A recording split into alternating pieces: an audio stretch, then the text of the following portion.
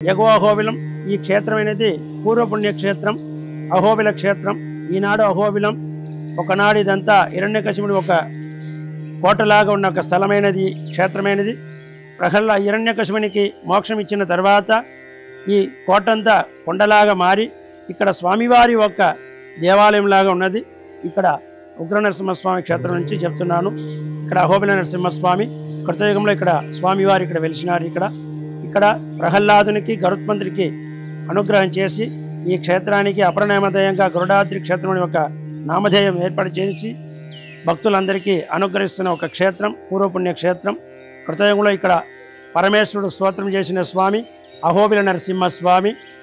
త్రేతాయుగంలో రాములవారు ఇక్కడ ఈ స్వామివారిని పూజించిన స్వామి అహోబిల నరసింహస్వామి. ద్వాపరయుగంలో పంచపాండవులు పూజించిన స్వామి అహోబిల నరసింహస్వామి. కలియుగంలో ఇప్పుడు తిరువేంకటమడియాన్ అని తమిళంలో చెప్తారు. తిరుపతి వెంకటేశ్వర స్వామి వారు ఈ స్వామివారి తన పెళ్లికి ముందు ఈ స్వామివారిని పూజించిన తర్వాత దిగువ అహోబిలం లక్ష్మీనరసింహస్వామిని ప్రతిష్ఠించి ఆ స్వామివారిని ఆరాధించి ఆ స్వామివారిని సాక్షిభూతంగా పెట్టుకుని ఈ అహోబిల క్షేత్రంలో పెళ్లి చేసుకున్నట్టు ఐదీవి. ఈ స్వామివారి ఆలయం పక్కనే భవనాశిని నది ప్రవహిస్తూ కనిపిస్తుంది. ఓం శ్రీ లక్ష్మీ నరసింహాయ నమః. ఓం శ్రీ లక్ష్మీ నరసింహాయ నమః.